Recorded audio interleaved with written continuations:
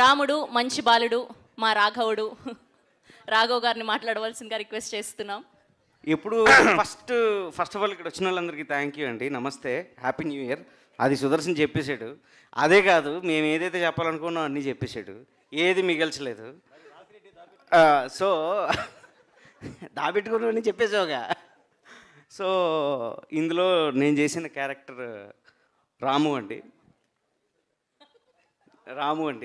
So అప్పటిదాకా పెళ్ళి అవ్వకుండా పెళ్ళి ఎప్పుడెప్పుడు అవుతుందా అని వెయిట్ చేసే క్యారెక్టర్ నీ జీవితంలో పెళ్ళి అయిపోయింది అనుకుంటుంది, వేరే విషయం. కానీ బట్ స్టిల్ ఆ క్యారెక్టర్లో ఇన్వాల్వ్ అయిపోయి ఆ క్యారెక్టర్ అసలు ఎంతవరకు డెవలప్ చేయాలో ఏం చేయాలో అంతా డెవలప్ చేసేసి అసలు దాన్ని ఇంకొక లెవెల్కి తీసుకెళ్ళింది మాత్రం this man over here, Subhash Chandra. He really needs to be appreciated in the first place.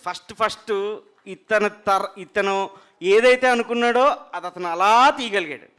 ఎక్కడ అటు ఇటు కదపకుండా అది కాదంటే అది కాదు, అది అవునంటే అవును అని చేసిన ఫస్ట్ వ్యక్తి ఇతనే. అండ్ ఇంకేం చెప్పాలి, మొత్తం అంతా చెప్పేసాడు. అసలు ఏం ఉంచలేదు సుదర్శన్ అయితే.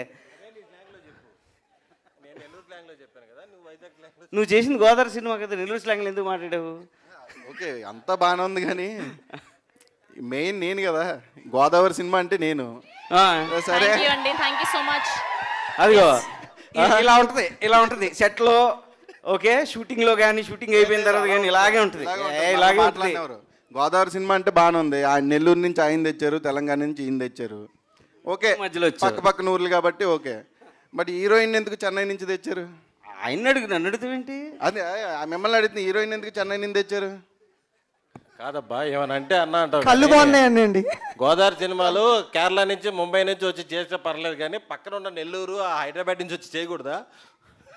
మధ్యలో చెప్పాను నేను, మనం పక్కన కాబట్టి పర్లేదు అన్నాను.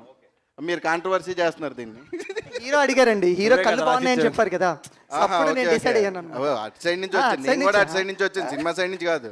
Okay. For more videos like this, subscribe Big TV channel.